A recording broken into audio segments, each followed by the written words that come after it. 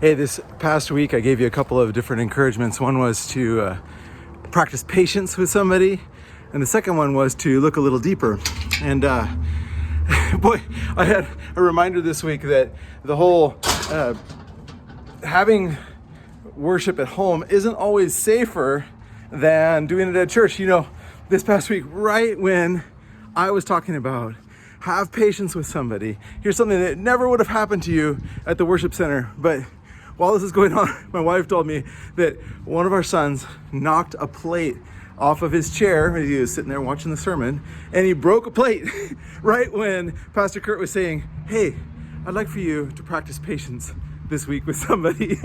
So it can be a little dangerous to worship at home because suddenly you're going to have to apply the things that you hear right away.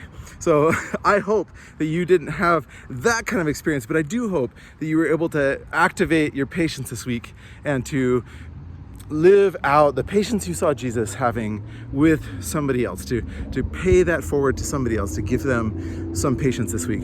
The second thing was to look a little deeper, and like how the blind man saw incompletely, but later on was able to see better.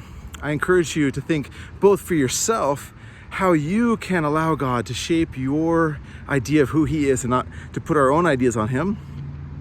And the second one is to say to somebody else, hey, I am in the process of learning myself.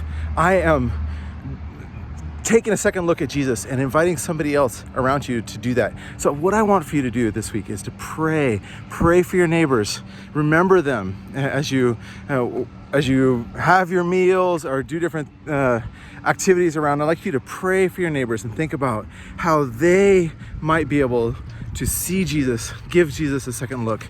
Pray for them. So have a great week. See you all.